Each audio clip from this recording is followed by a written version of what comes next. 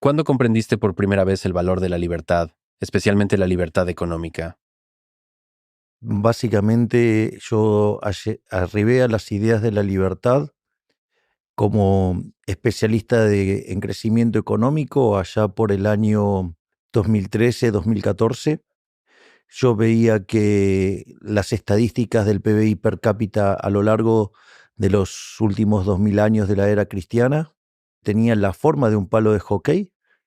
Es decir, usted podía ver que el PBI per cápita estaba prácticamente constante hasta el año 1800 y después experimentó una fuerte aceleración.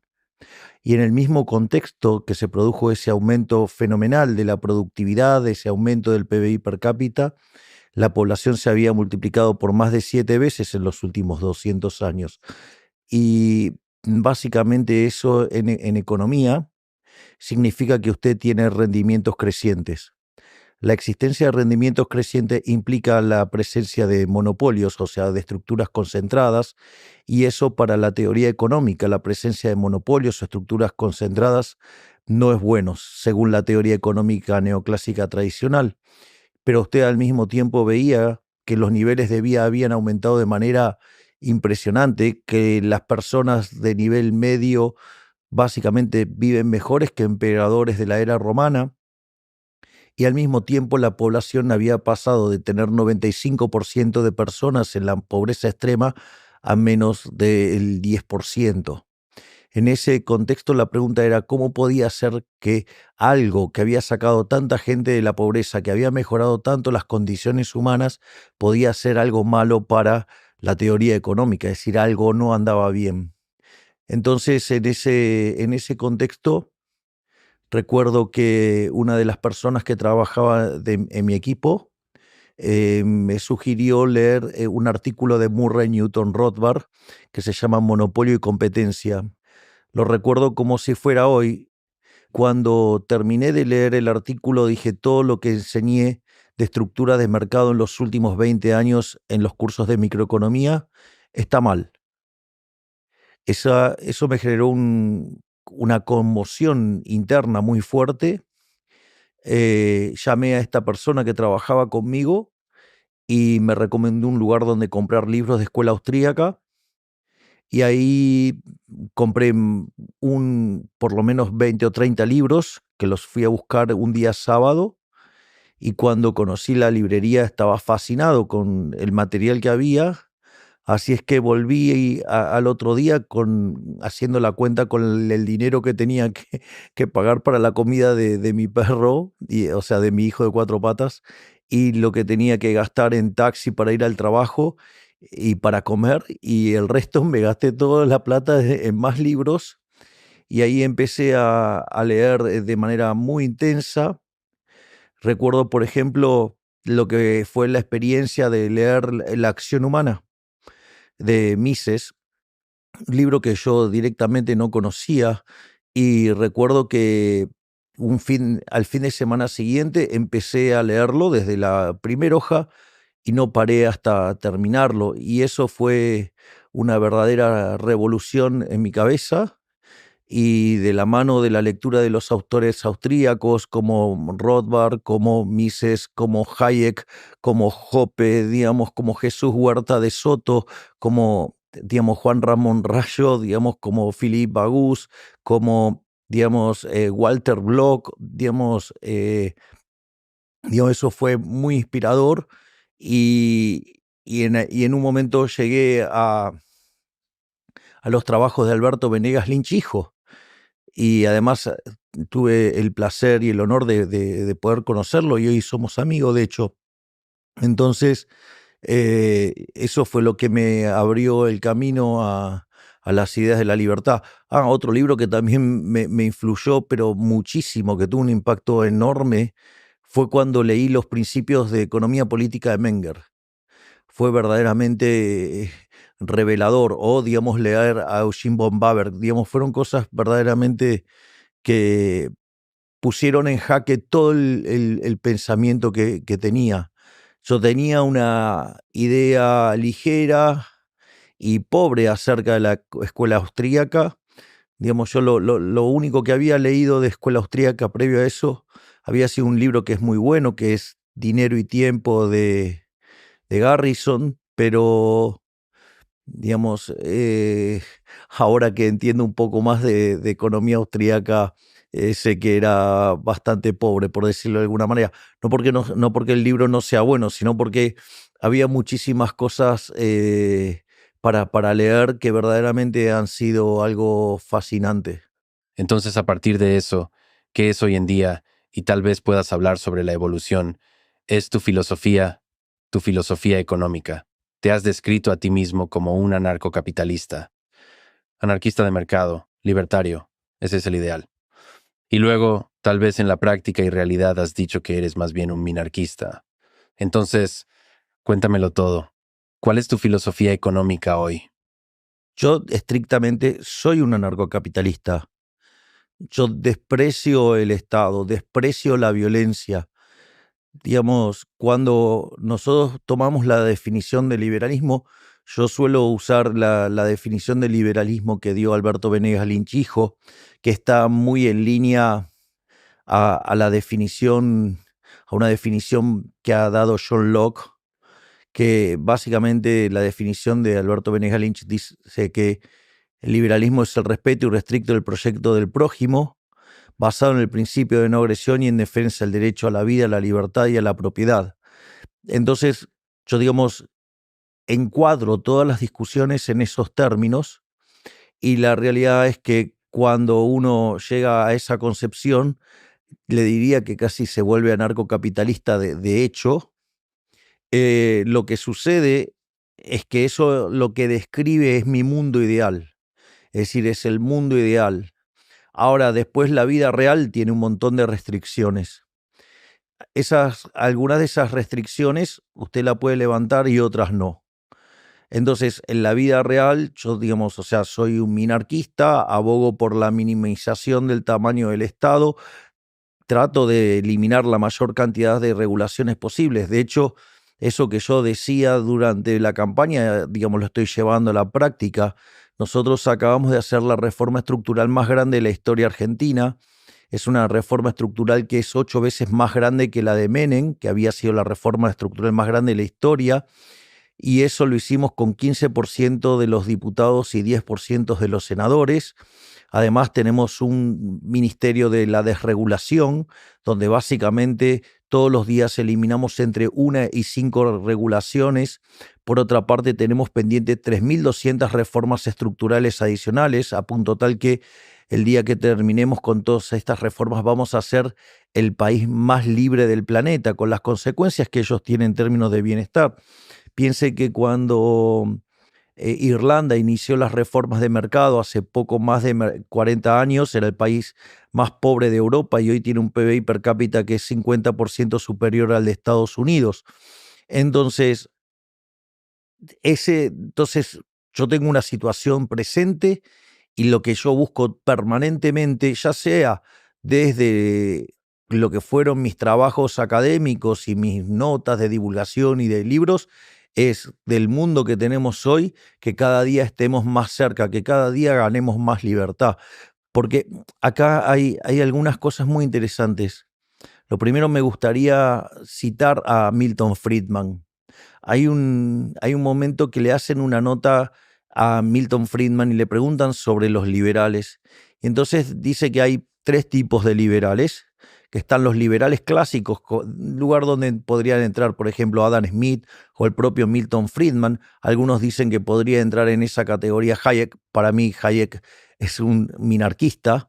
Después usted tiene los minarquistas, donde podría encontrar claramente en ese lugar a Mises, a Hayek, podría encontrar en términos filosóficos a Nozick y básicamente a Ayn Rand, y en un momento Milton Friedman, en base a su propio hijo, dice, pero si usted se fija bien, hay algunos que son anarquistas, digamos, y ahí, digamos, probablemente, digamos, y desde mi punto de vista, y quien ha sido el de mayor inspiración en mi vida, ha sido básicamente Murray Newton Rothbard.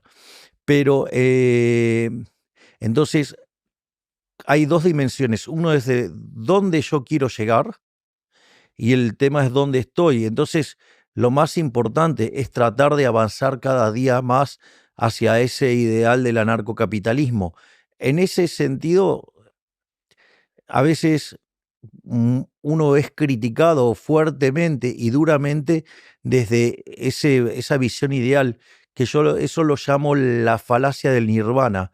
Es decir, usted se compara contra el paraíso, todo es horrible, todo es inmundo, pero usted no vive en el paraíso, usted vive en la tierra. Entonces, básicamente uno lo que tienen que entender es que hay lo que llaman condiciones de estado. Supongo que a usted no le gustan las mesas rectangulares, a usted le gustan las mesas circulares. Ahora, la realidad es que yo tengo pocas horas hasta que vaya y salga mi vuelo y la mesa es rectangular. A usted le gusta una mesa circular, pero redonda, pero no hay una mesa rectangular. Entonces, o hacemos la nota acá o no la podemos hacer. Entonces, ¿usted qué hace? Se adapta a las condiciones de estado. Esto es lo que hay. Ahora, entonces, y después usted tiene algunas restricciones entonces que puede modificar y otras que no. Entonces, la idea es modificar todas las que se puedan modificar de corto y empezar a trabajar para aquellas que se pueden modificar de mediano o de largo plazo. Ejemplo, si a usted le gusta mucho la mesa redonda, puede que hagamos nuestra próxima nota en una mesa redonda. Digamos, lo vamos a tratar de solucionar, pero hoy no tendría solución. Entonces, básicamente es esa la idea, ¿no? Digamos, de entender que algunas restricciones uno no las puede cambiar y otras sí. Además, hay restricciones institucionales. Es decir, por ejemplo, hay muchos anarcocapitalistas que se dedican a criticar e increíblemente lo hacen con mayor violencia hacia los liberales. Muchos de ellos, de hecho, me hacen críticas que verdaderamente carecen totalmente de sentido, porque es justamente la falacia del nirvana. Pero la realidad es que, mire, en Argentina, por ejemplo, el deporte más popular es el fútbol. Cuando usted va a ver un partido de Argentina es verdaderamente hermoso. Las tribunas están llenas, están todas pintadas de celeste y blanco. Hay mucha alegría, la gente canta canciones que son muy divertidas, que son muy particulares, es muy del folclore argentino, por decirlo de alguna manera. Pero ese espectáculo tan hermoso es exógeno. Es decir, no determina el resultado. Usted pone el balón en el medio de la cancha y por más que grite la gente, el balón no se mueve. Es decir, el que mueve el balón y que hace los goles es Messi. Digamos, entonces, ¿qué es lo que quiero decir? Si usted no se involucra y no se mete, no hace nada. Entonces, digo, qué sé yo, hay muchos liberales, libertarios, anarcocapitalistas que verdaderamente son unos inútiles, porque lo único que hacen es criticar, digamos, a aquellos que queremos llevar el mundo hacia las ideas de la libertad. Y lo que no se dan cuenta es que el poder es un juego de suma cero y que si no lo tenemos nosotros, lo tiene la izquierda.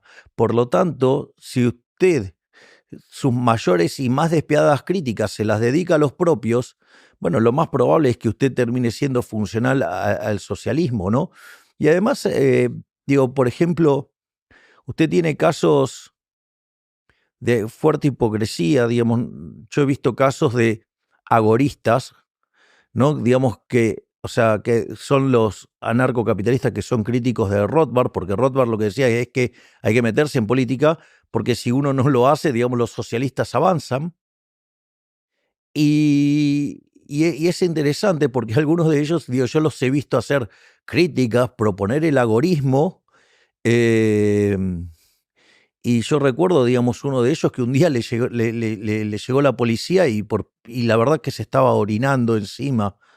Entonces, digamos, o sea, es muy fácil criticar, proponer, sugerir, pero si verdaderamente era tan agorista, se tendría que haber bancado ir a la cárcel.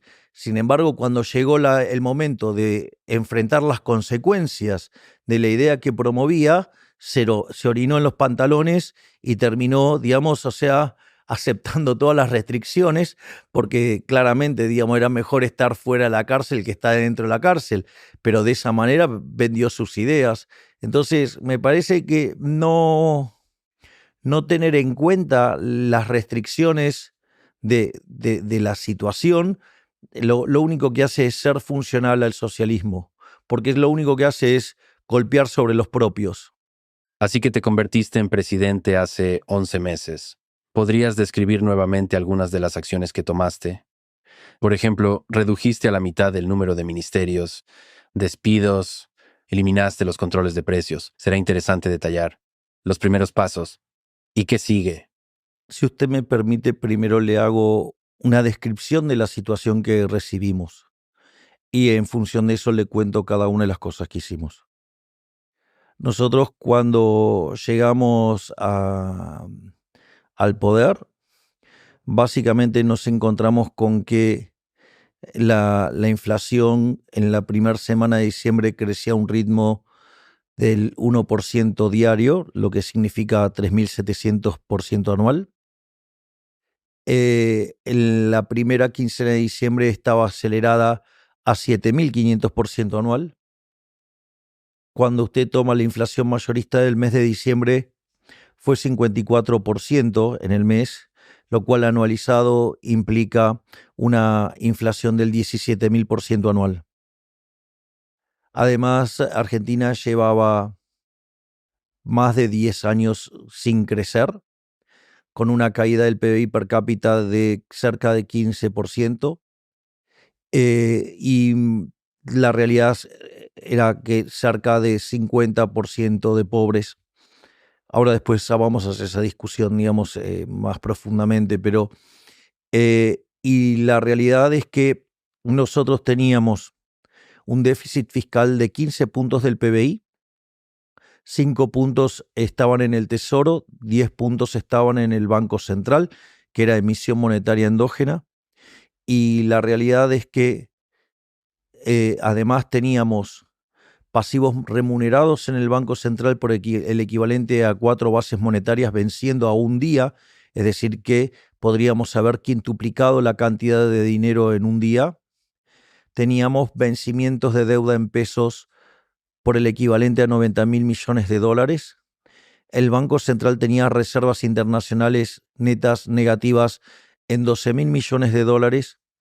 Teníamos deudas comerciales en el Banco Central por el equivalente a 50.000 millones de dólares. Había dividendos de compañías pisados por 10.000 millones de dólares.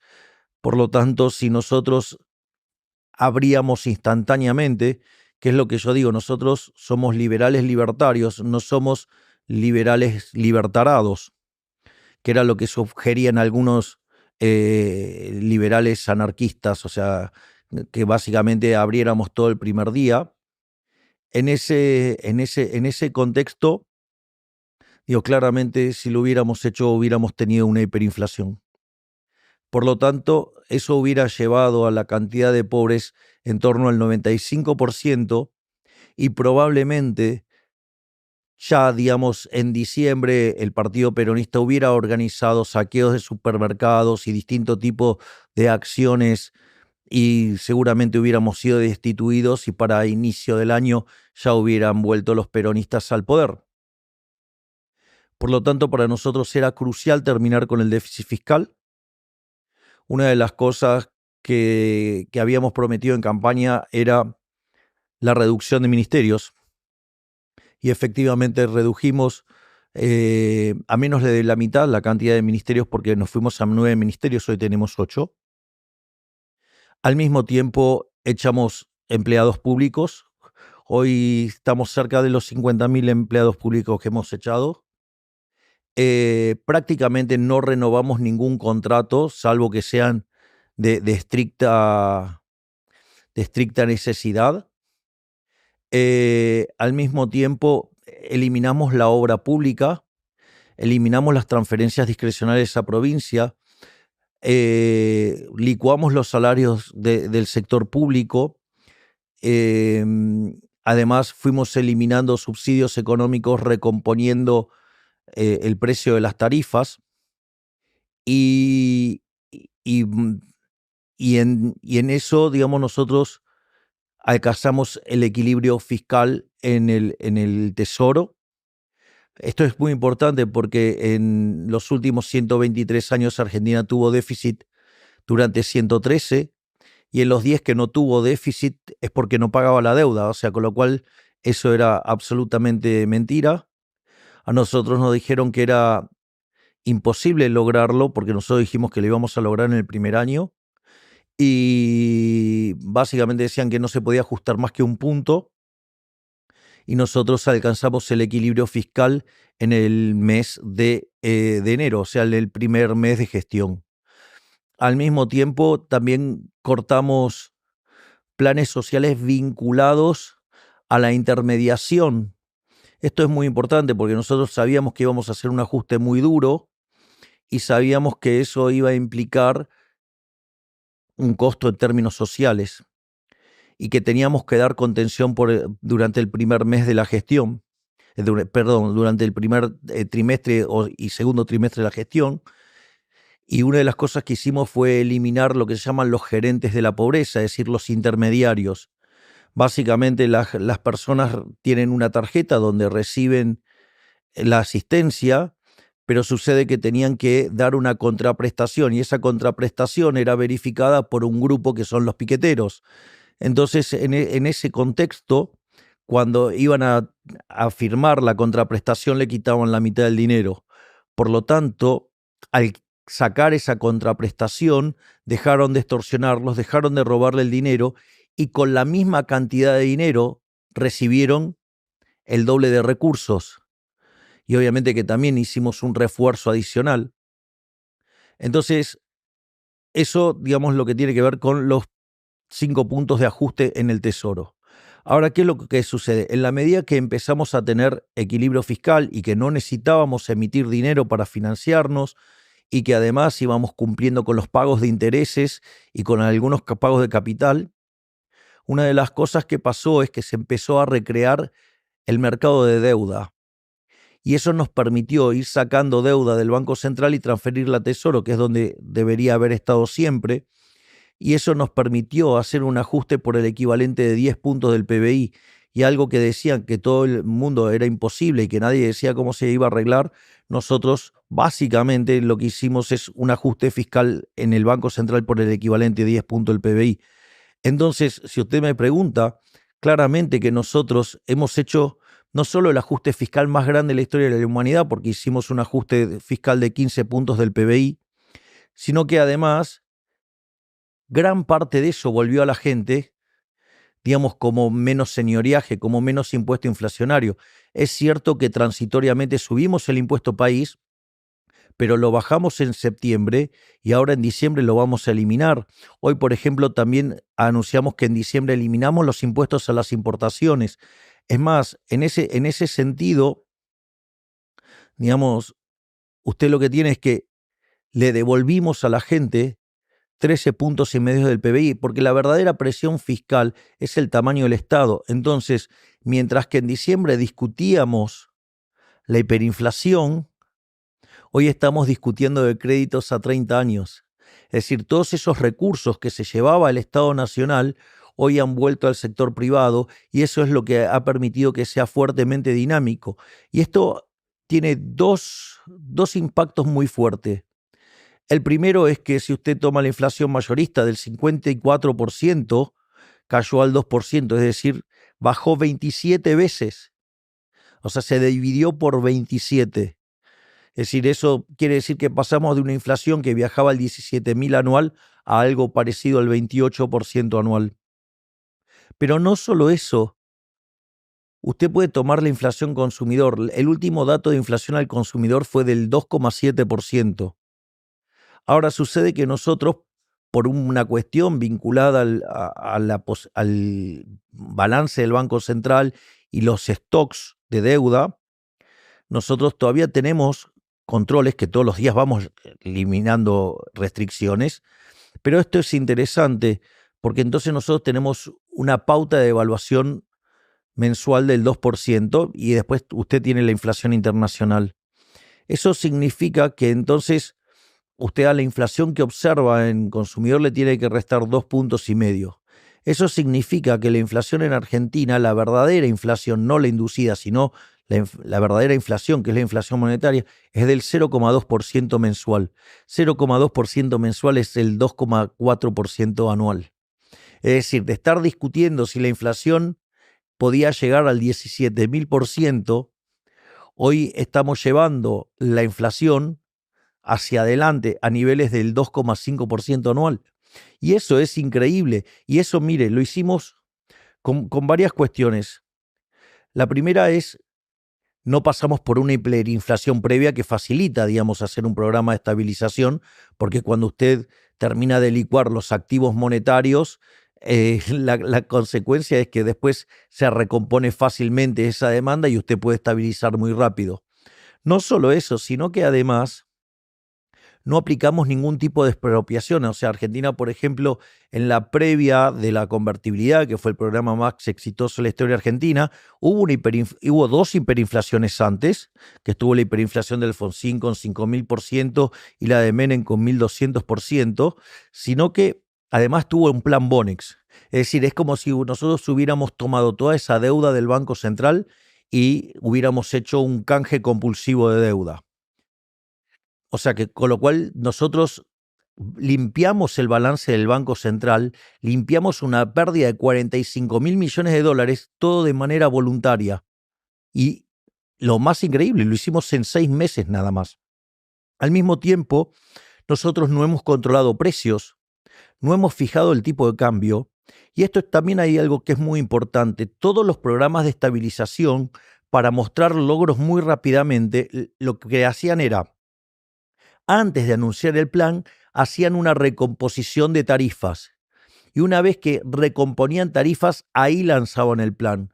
Nosotros no nos podíamos dar ese lujo, así que lo tuvimos que ir haciendo a lo largo de estos meses. Es decir, las empresas de tener tarifas que cubrían apenas el 10%, hoy cubren el 80%. Por lo tanto, imagínense la recomposición que estamos haciendo.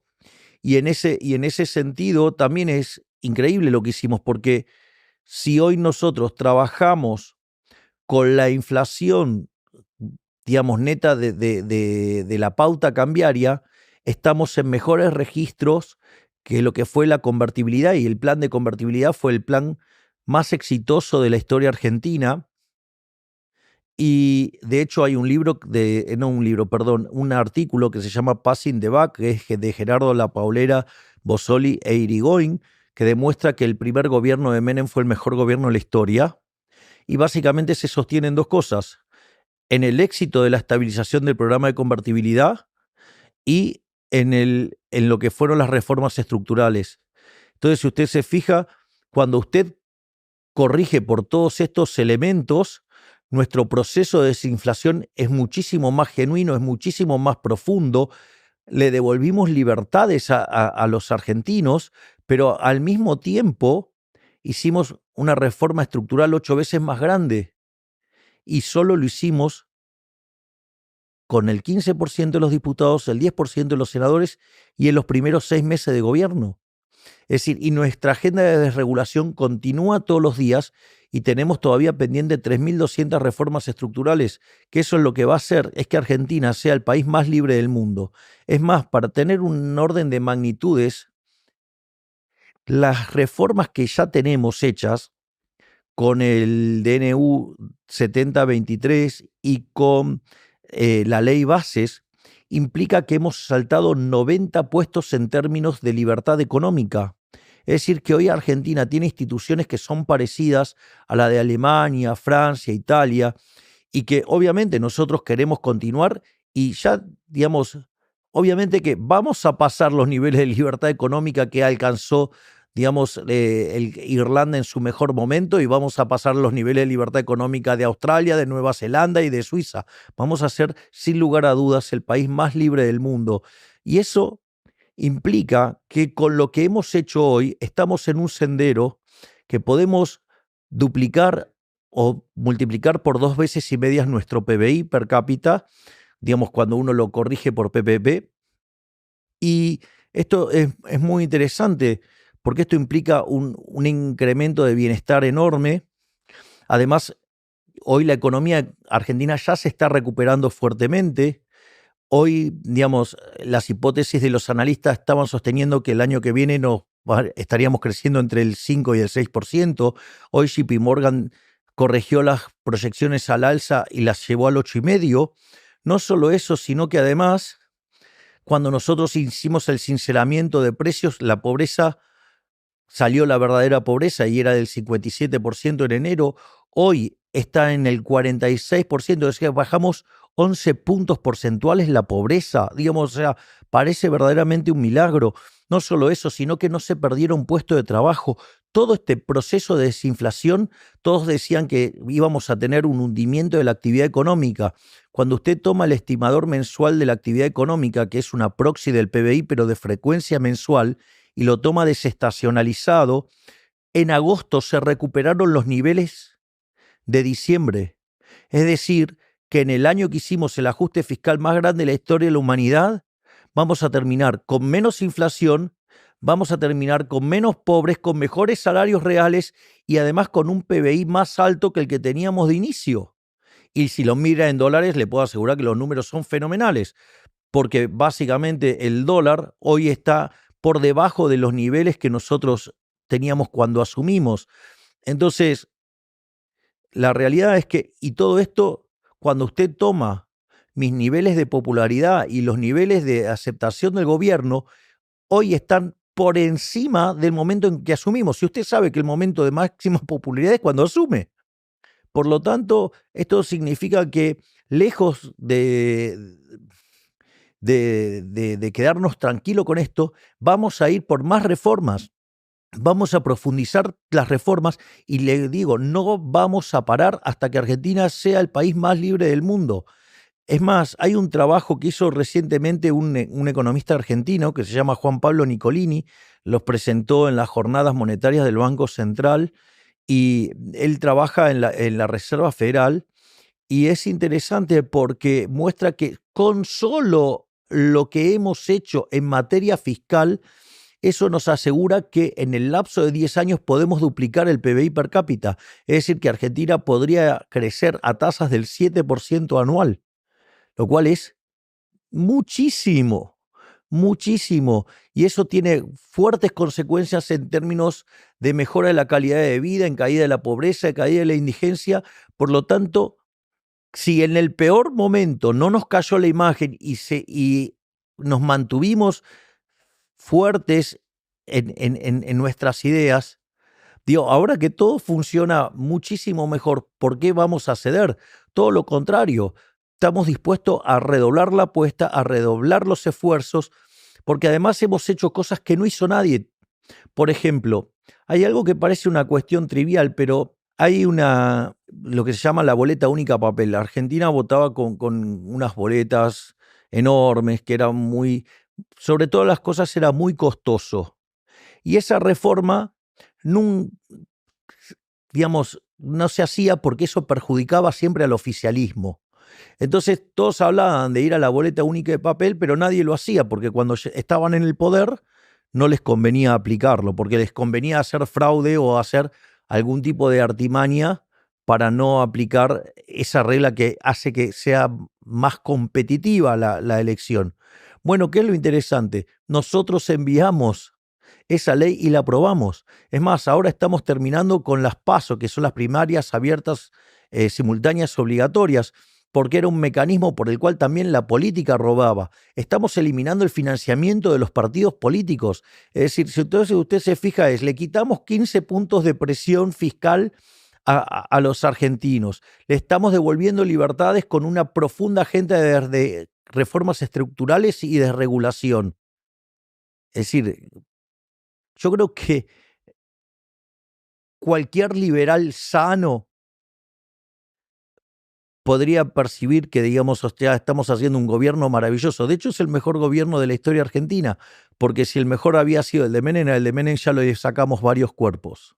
Quizás puedas explicarme las métricas de pobreza y el desempleo, como dijiste. El desempleo bajó, el desempleo real bajó, la pobreza real bajó. Pero dejando eso de lado, ¿cuáles han sido los impactos más dolorosos de estas reformas radicales? ¿Y cuántas de ellas son necesarias a corto plazo para tener un gran impacto positivo a largo plazo? Vamos por parte, que es, nosotros en rigor empezamos a hacer bien las cosas, por lo tanto nosotros no generamos pobreza. La pobreza era una pobreza heredada. El tema es que lo que nosotros hicimos fue sincerarla. Yo se lo voy a tratar de contar con un ejemplo que creo que clarifica qué es lo que pasa. Argentina era una economía que tenía controles de precios, tenía déficit fiscal, lo financiaba con emisión monetaria. Para que se dé una idea, en el último año, Argentina financió 13 puntos del PBI con emisión monetaria. Es decir, un verdadero desastre. Entonces, eso genera una estimulación artificial de la demanda y que pone presión sobre los precios. Hay un tema que es que el control de precios se aplica además sobre los precios que ingresan en el índice de precios, con lo cual la inflación estaba, yo no digo que la mentían, estaba desfigurada. Y como Argentina mide la pobreza y la indigencia por línea de ingresos, entonces, ¿qué es lo que pasa? Eso lo que hacía era distorsionar los verdaderos niveles de pobreza.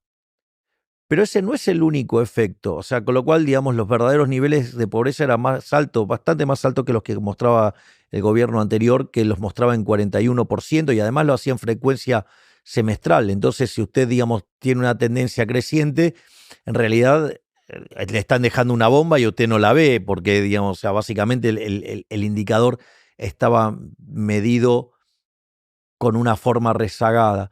Pero no solo eso, sino que además, suponga que a usted le dan, usted está en el medio de una isla, solo, y le dan $1.000.000. ¿Qué puede hacer con eso?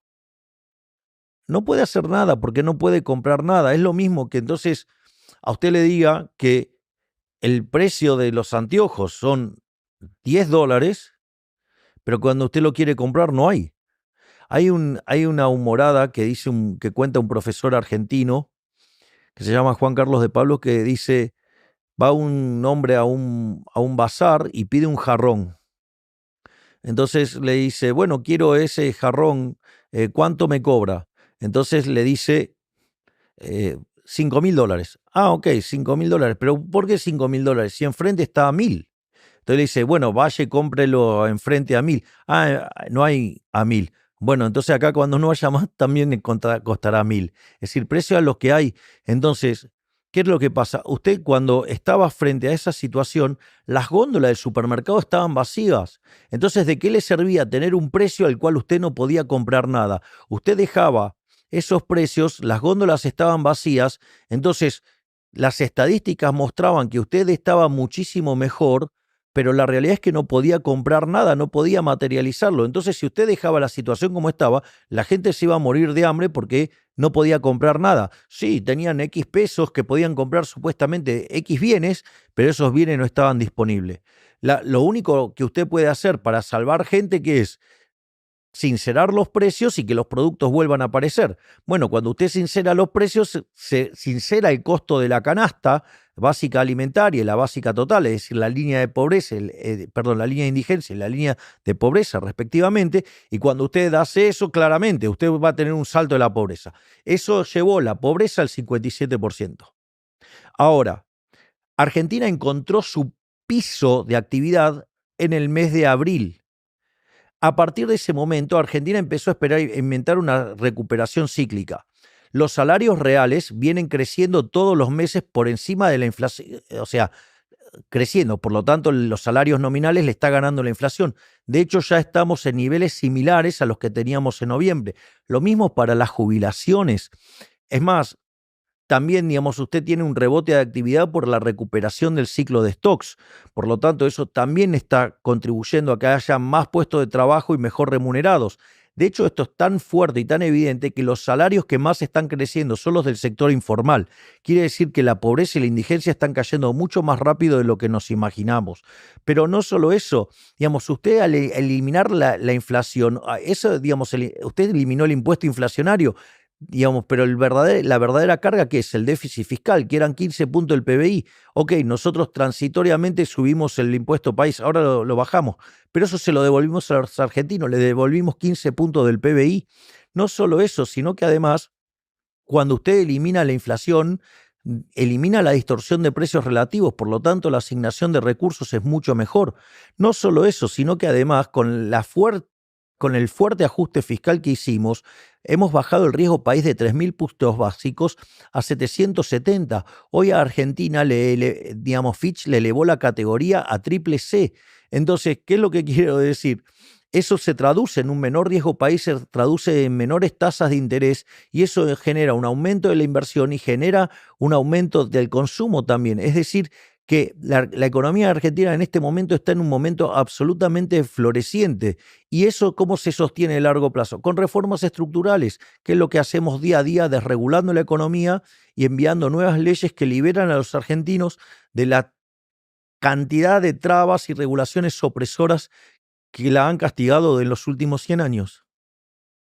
Has hablado sobre la casta, el sistema político corrupto, así que hay mucha gente poderosa y grupos que están en contra de tus ideas. ¿Qué se necesita para luchar cuando tanto poder está en tu contra? Mire, nosotros hemos dado la lucha contra la corrupción como nunca se ha hecho en la Argentina.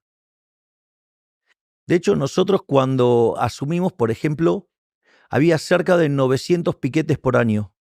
Es decir, gente que se dedicaba a cortar las calles y no dejaban transitar libremente. Y además se les daba planes sociales y les daba un montón de dinero. Si usted recuerda, cuando yo arranqué explicando los recortes, una de las cosas que dije es: quitamos del medio a los intermediarios de la pobreza, o sea, los gerentes de la pobreza, es decir, esos que vivían de robarle a los pobres. Bueno, eso, digamos, es una fuente de corrupción enorme. De hecho, cuando nosotros hicimos eso, a los 2 días, uno de los piqueteros más renombrados y más influyente llamó a hacer una manifestación. Él decía que iban a ir 50.000 personas porque básicamente estaba esperando 100.000, entonces quería mostrarlo como un éxito. Y ahí, digamos, a la medida que se tomó en Capital Humano de cortarles el financiamiento, también, digamos, se sancionó el protocolo antipiquetes, donde además el que cortaba la calle no cobraba los planes y además los que violaban la ley iban a ir presos. Y además esto nosotros lo fuimos informando desde los medios de transporte. Bueno, esa marcha que ellos esperaban que fueran en realidad 100.000 personas, terminaron yendo 3.000 personas. Y a partir de ahí no volvieron a cortar más las calles. No solo eso, sino que además, evidentemente, les cortamos esa corrupción. Una de las cosas que también generaba muchísima corrupción era la obra pública. Otra cosa que generaba también grandes hechos de corrupción eran las transferencias discrecionales a provincias. En general, esas transferencias se hacían a las provincias con contabilidad lo más oscura posible. Entonces, el gobierno nacional, en connivencia con los gobernadores, digamos, se terminaban usando el dinero en otras cosas. No solo eso, con lo cual ahí ya hemos hecho muchas cosas. Además, el Ministerio de Capital Humano todo el tiempo está denunciando en la justicia, no en los medios, en la justicia, actos de corrupción como nunca se hizo en la historia argentina. No solo eso, sino que además, en términos de condenar la corrupción, o sea, hemos hecho, por ejemplo, hace 2 días se condenó, digamos, a Cristina Fernández de Kirchner, digo, por corrupción. Y al otro día, o sea, ayer, le quitamos las jubilaciones de privilegio. Al mismo tiempo por ejemplo, hemos descubierto que el kirchnerismo utilizaba pensiones por discapacidad para actos de corrupción. Por ejemplo, hay una ciudad que tiene más pensiones por discapacidad que gente. Es decir, para que más o menos tenga una idea de las cosas que se hacen en Argentina.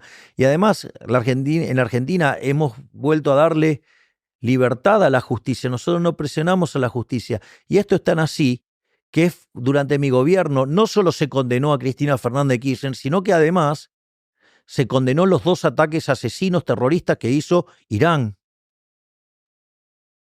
Entonces, si hay un gobierno que está peleando verdaderamente contra la corrupción, somos nosotros.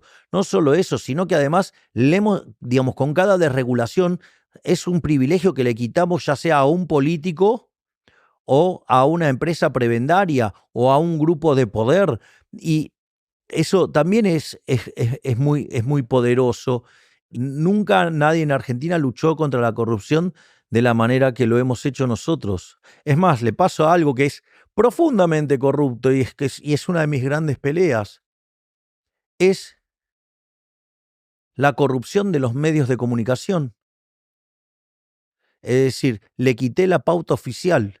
Por eso usted va a ver que a pesar de que nosotros generamos noticias maravillosas todas las semanas, en gran cantidad, los medios de comunicación hablan pestes.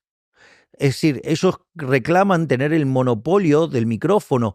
Es decir, ellos quieren mentir, calumniar, injuriar, ensuciar, decir cualquier aberración y pretenden que ni siquiera les conteste. Por eso gran parte del periodismo en Argentina odia la red X. Y por eso nosotros los liberales libertarios amamos la red X, porque todos podemos decir lo que queremos. Sin embargo, digamos, estos supuestos periodistas que defienden la libertad de expresión, en realidad lo que quieren es que se censuren las ideas que a ellos no les gusta. Y claro, porque son de izquierda, porque son woke, porque no pueden soportar la competencia, porque si tuvieran que ir a pelear cara a cara, mano a mano, en un terreno nivelado por las ideas, ellos perderían, porque ellos fueron un fracaso en lo económico, en lo social, en lo cultural, y además no hay que olvidarse que esos asesinos llamados socialistas mataron a 150 millones de seres humanos. Entonces, digamos, ellos claramente no pueden pelear de igual a igual. Entonces, por eso exigen que las redes sociales tengan censura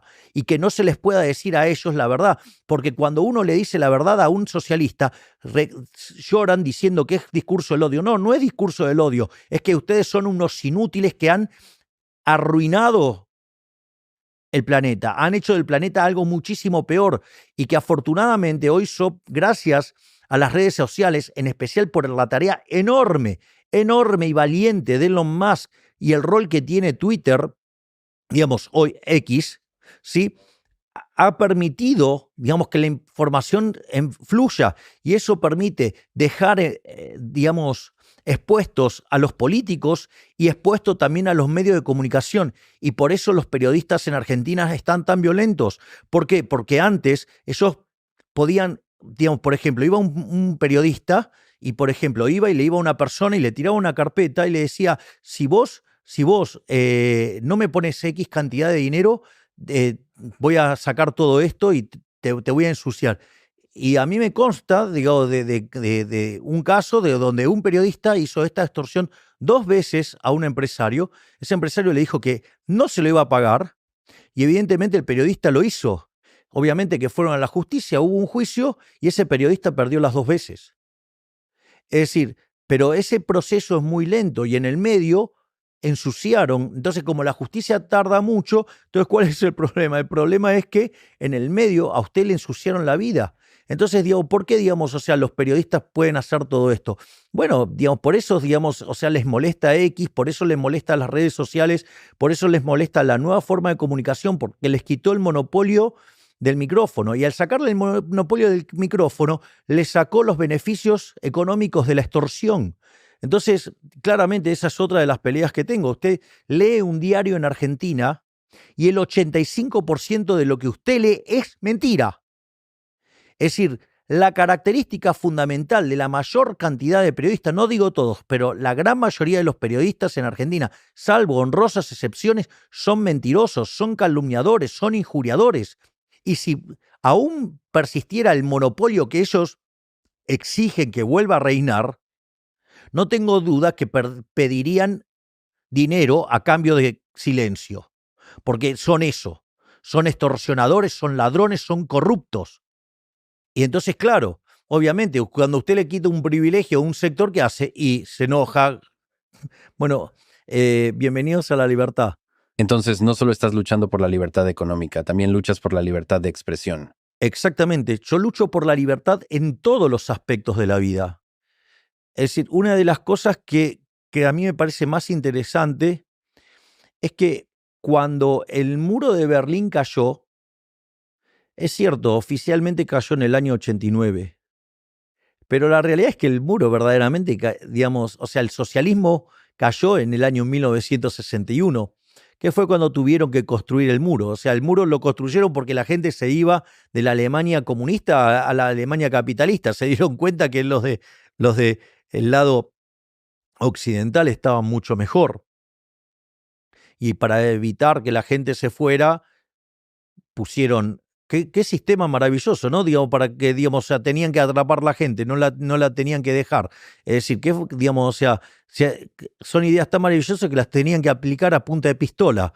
Es bastante, bueno, no por nada mataron a 150 millones de seres humanos.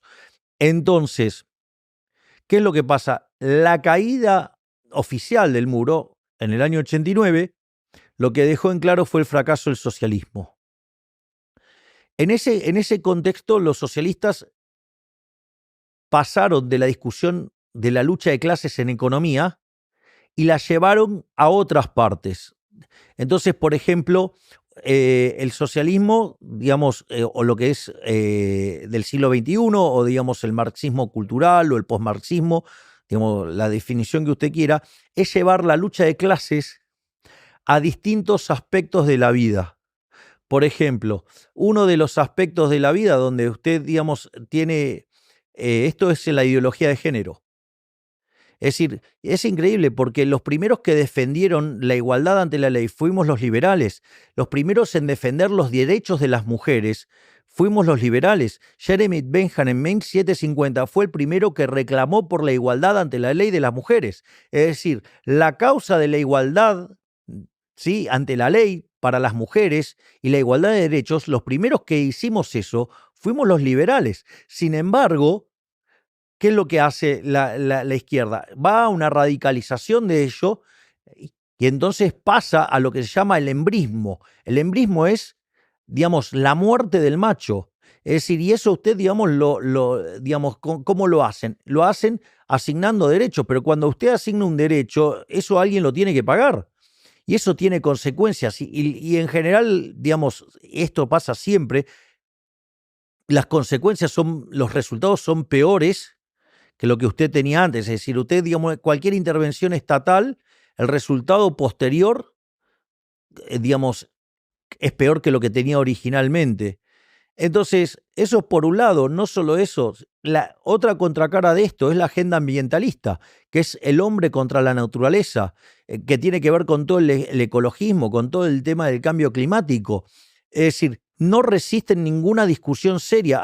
Por lo tanto, todas las políticas ambientalistas no es ni más ni menos que una excusa para cobrar impuestos, ¿sí?, para que un conjunto de burócratas parásitos vivan a costa de los demás y para financiar ideas siniestras, donde la idea más siniestra de todas estas es que en el planeta Tierra no hay lugar para todos. O sea, una idea, digamos, que fracasó con Malthus, digamos, a inicios del siglo XIX, una idea asesina que también digamos, por ejemplo, la aplicaron los egipcios contra los judíos, y eso consta en el libro de Shemot, o sea, Éxodo. O, por ejemplo, otra cosa es Black Lives Matter, o sea, negros contra blancos, o, digamos, pueblos originarios contra, digamos, las comunidades que están establecidas. Entonces, o, digamos, todo lo que tiene que ver con el LGBT.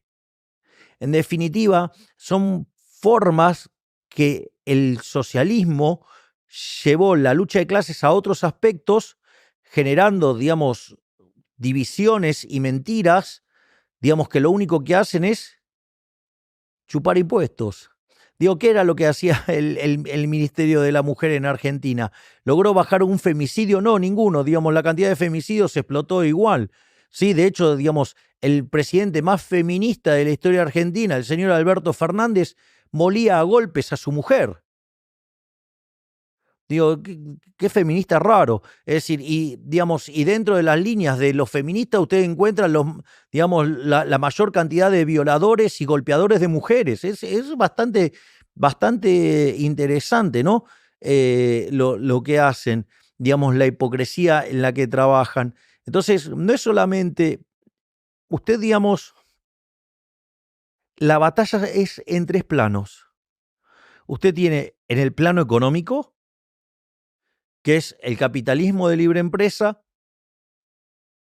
en el plano político. Entonces, en este momento, digamos, el sistema que ha diseñado el mundo es la democracia liberal republicana, con control de poderes, y, digamos, en el plano de la idea de las batallas cultural. Fíjese, el socialismo ha sido muy exitoso en la batalla cultural, ha sido muy exitoso políticamente, porque esa batalla política la pudo traducir en ganar muchas elecciones. Pero ¿por qué se está resquebrajando? ¿Por qué? Porque producen miseria y porque el sistema económico es un desastre. Entonces la gente, digamos, tarde o temprano se da cuenta que le está yendo peor. Los liberales, libertarios, somos muy buenos en la economía, ¿sí? Y esos buenos resultados económicos pueden dar a que se generen procesos políticos sólidos. Pero ¿qué pasa? Los liberales desatendieron la batalla cultural. Digo, gran parte en culpa por Fukuyama, cuando dijo este es el fin de la historia. No, no fue el fin de la historia, porque al otro año, en el año 90, los socialistas se agruparon en el Foro de San Pablo y, basado en las ideas de Gramsci, diseñaron una estrategia de meterse en los medios de comunicación, en la cultura y en la educación, que terminó cambiando toda la discusión de la sociedad y ellos se impusieron que lo políticamente correcto era lo que ellos se decían y que cualquier idea fuera de eso era reaccionaria y tenía que ser censurada, perseguida, digamos. Entonces, y que ellos eran los que defendían la libertad, a pesar de que eran los que perseguían a la gente. Es lo mismo que pasa con los periodistas que se enojan con Twitter. Ellos dicen que defienden la libertad, pero no se bancan, digamos, que hablen los que piensan distinto. ¿Es libertad? Sí, para ellos, pero digo, para los que piensan distinto, no. Eso no es libertad, eso es fascismo. Entonces, ¿qué es lo que nosotros decimos? Entonces, hay que dar la batalla en el plano económico y creo que estamos haciendo un programa económico extremadamente exitoso que está siendo reconocido a nivel mundial. De hecho, la otra noche el presidente electo Donald Trump hizo un reconocimiento de los logros que estamos teniendo en Argentina, ¿no? Y a la velocidad que lo hemos hecho. Al mismo tiempo, usted tiene que dar la batalla política porque los partidos de fútbol no se ganan gritando en la tribuna, se ganan jugando en la cancha.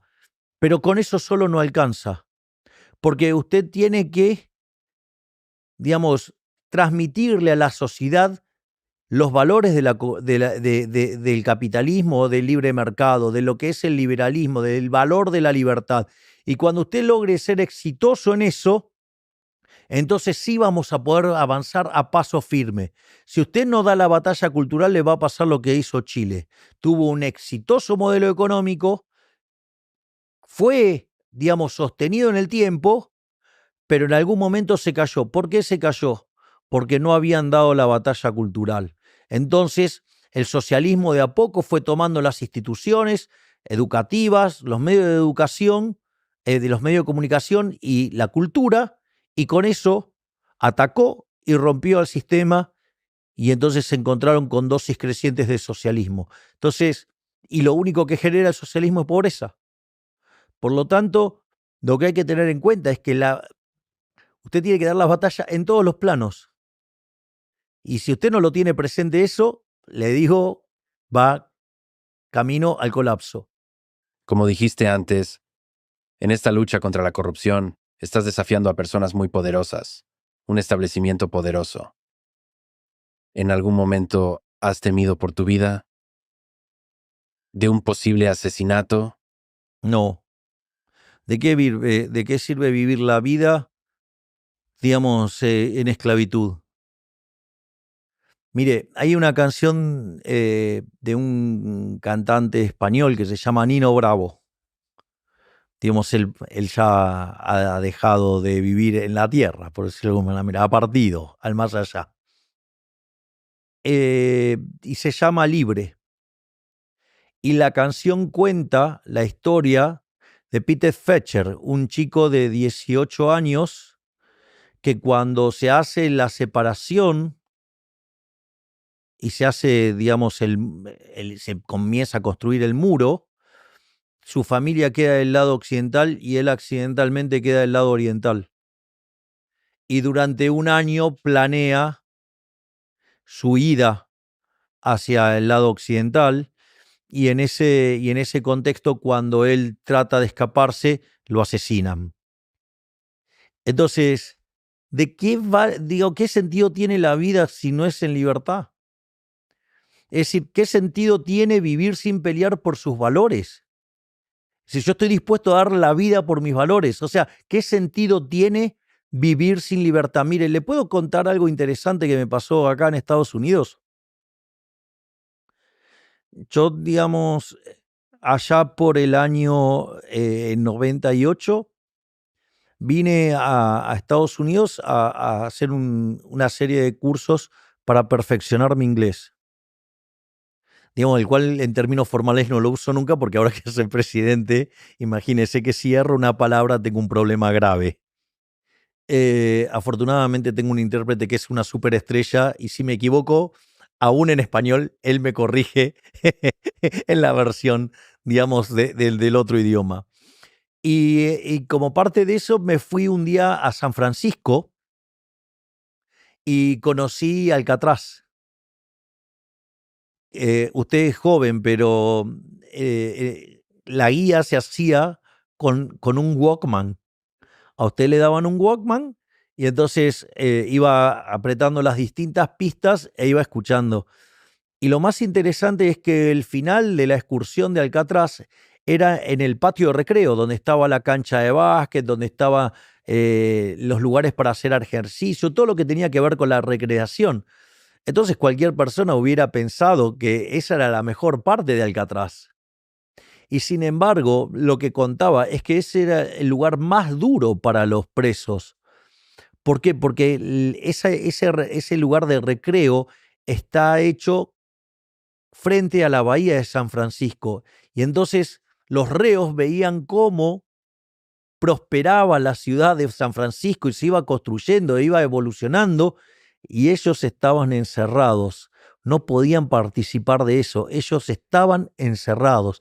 Y eso permitía tomar conciencia del valor de la libertad. Entonces, a mí, digamos, la lucha por la libertad es incansable. Digo, mi máximo héroe de toda la historia de la humanidad es Moisés. La hazaña de Moisés es como que una persona sola junto a su hermano, Aarón, se enfrentaran a la suma de Estados Unidos, China y Rusia juntos. Y fue Moisés y le dijo a Ramsés: liberá mi pueblo. Bueno, Ramsés se resistió y las fuerzas del cielo se lo llevaron puesto a Ramsés. Pero a lo que voy es, digamos, no veo otra forma de vivir en libertad. Y si no hay libertad plena, yo voy a estar peleando y voy a estar peleando adelante. Es decir, es una causa, digamos, digo, ¿qué sentido? Digamos, yo voy a morir con las botas puestas. O sea, yo no me voy a resignar a vivir de otra manera que no sea, digamos, en libertad. Y voy a pelear todo lo que tenga que pelear. Eh, Al menos esa es mi forma. Por lo tanto, digo, ¿de qué sirve estar vivo encerrado? ¿De qué sirve estar vivo sin ser libre? No sirve de nada. ¿De qué le servía a Peter Fetcher estar vivo en la Alemania comunista? Por lo menos tuvo un momento de felicidad mientras intentó escapar. Otro hombre que lucha por la libertad, en este caso la libertad de expresión, es tu nuevo amigo, Elon Musk. ¿Qué es lo que admiras? ¿Y qué has aprendido de tus interacciones con Elon? Yo tengo una admiración enorme por Elon Musk. Es una persona absolutamente fuera de lo convencional. primero que es un gran luchador de las ideas de la libertad, lo que ha hecho en Twitter, o sea, en X, y cómo está ayudando al mundo a despertar y a tomar conciencia del virus socialista, del virus woke, eso ya solo eso lo convierte en un héroe de la historia de la humanidad. Pero no es solo eso. Una de las cosas que me pasó es que cuando yo fui a hablar con él, creí que me iba a encontrar con un empresario exitoso y que iba a tener charlas propias de la que uno tiene con un empresario exitoso que entiende de algunos negocios, que algunos de sus negocios son algo exóticos, pero esa es en general, digamos, la charla que usted tiene con un empresario, personas verdaderamente admirables porque son los grandes benefactores de la sociedad, pero, digamos, ya suelen estar muy enfocados en el tema de los negocios. Y una de las cosas que a mí me generó un shock cuando lo conocí a Elon Musk, nosotros teníamos pactado una reunión de no más de 15 minutos. La primera vez estuvimos reunidos poco más de 45 minutos porque estaba perdiendo su vuelo. Entonces, vio que usted, digamos, si no vuela en los términos pactados, lo tiene que reprogramar y entonces pierde un montón de horas. En un hombre tan importante, imagínese que cada minuto cuesta mucho. Y una de las cosas que pasó fue que básicamente me planteó un tema de demografía y empezamos a discutir sobre demografía y crecimiento. Jamás me imaginé que con un hombre de negocios iba a estar discutiendo temas de demografía y crecimiento. Ahí también apareció una cosa muy, muy divertida y de mucho humor, porque entonces él me dijo que bueno, que dado que compartíamos nuestra visión sobre las cuestiones demográficas, que había que poblar el planeta. Y entonces me dice, bueno, ¿y usted para cuándo va a avanzar esto? Entonces le dije, bueno, mire, yo tengo 5 hijos. Me dijo, mire, los de 4 patas no cuentan. Eh, Esa fue la primera reunión que tuve con Elon Musk. La segunda reunión fue cuando aquí en las universidades empezaron a haber manifestaciones antisemitas y donde básicamente se ponían banderas de Palestina y se agredía y se perseguía a judíos. Y en ese momento, digamos, cuando tuvimos esa segunda charla, él se mostró muy profundamente involucrada con eso y me planteó la cuestión de la batalla cultural. Es decir, esto, digamos, ni siquiera en el plano político es tan convencional. Y bueno, y en la última charla que estuvimos cerca de 2 horas y media, una de las cosas que estuvimos hablando es sobre la libertad y sobre lo que se jugaba a Estados Unidos en esta elección. Por lo tanto, es una persona, digamos, muy, muy por encima de la media. O sea, es una persona de una inteligencia no convencional y además es muy simpático. Es decir, yo, digamos, o sea, de vuelta, yo tengo una gran admiración por él, tengo una profunda interacción con él. Él está muy interesado en lo que es nuestro Ministerio de Desregulación, que tiene que ver con la eliminación de regulaciones, pero al mismo tiempo trabaja con otra persona que además está interesado en la motosierra. Así es que estoy muy feliz porque, o sea, están copiando, van a intentar copiar el modelo que estamos aplicando en Argentina.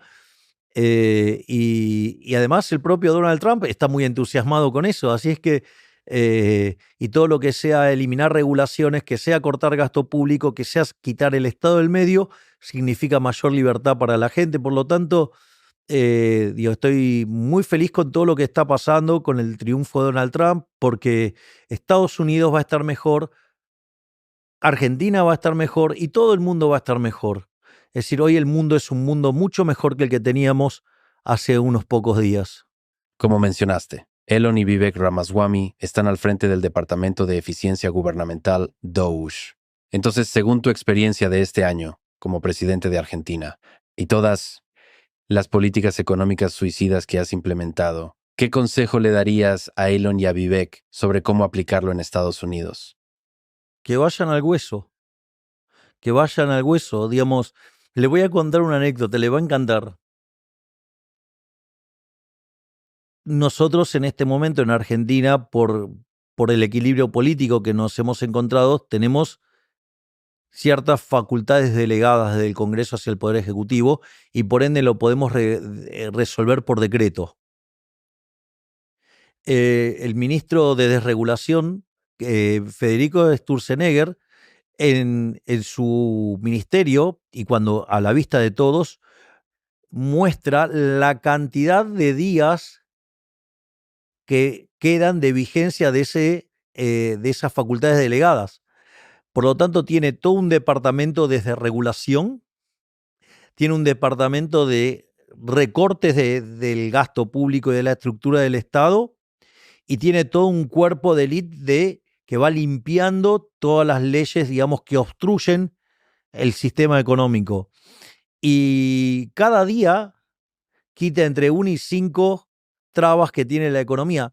Entonces, lo que yo diría es que avancen al hueso, que vayan al límite, que no bajen los brazos, que además esa agenda no tiene costos políticos, porque en el fondo usted está quitando privilegios y si alguien, que va a haber gente gritando, no tenga dudas, pero son gente que está perdiendo privilegios, entonces le va a tener que explicar a la sociedad por qué mantienen esos privilegios, y eso sí que es bastante incómodo. Has hablado con Donald Trump y supuestamente él te llamó su presidente favorito. ¿De qué hablaron? Y de nuevo, ¿qué admiras del presidente Trump y qué has aprendido de él? Hay varias cosas que yo admiro del presidente Trump. La primera es que probablemente, y ha dado pruebas más que suficientes en su primer presidencia, que entiende la naturaleza de la batalla cultural. Él ha enfrentado al socialismo abiertamente, sus discursos van en contra del socialismo de manera abierta. Entiende perfectamente el virus woke. Y eso es de mucho valor porque es entender de qué va la cosa. No solo eso, otra cosa que yo también le admiro es el coraje. De hecho, gracias a Dios no lo mataron, pero fue por un pequeño acto fortuito que no lo mataron, que fue que justo se corrió. Y sin embargo eso no lo amedrentó, siguió. Es más, tanto en su primer campaña como en esta, pues la segunda y en esta tercera campaña también, lo han ensuciado, lo han calumniado, lo han injuriado, le han dicho cosas verdaderamente espantosas, le han inventado todo tipo de horrores. Y en eso me siento profundamente identificado porque probablemente a nadie en la historia le hayan hecho una campaña negativa desde todos los medios de comunicación como me lo hicieron a mí. Pero, digamos, o sea, fueron bastante parecidas. Y ahí, por eso es tan interesante, por eso me emocioné tanto cuando anoche lo conocí a Sylvester Stallone. Porque Sylvester Stallone justamente lo que menciona es lo valioso de que a pesar de que a uno le sigan pegando y le peguen, a pesar de todo eso, seguir avanzando.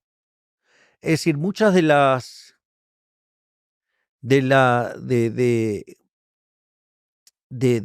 la forma de ver las cosas de Sylvester Stallone son sumamente inspiradoras.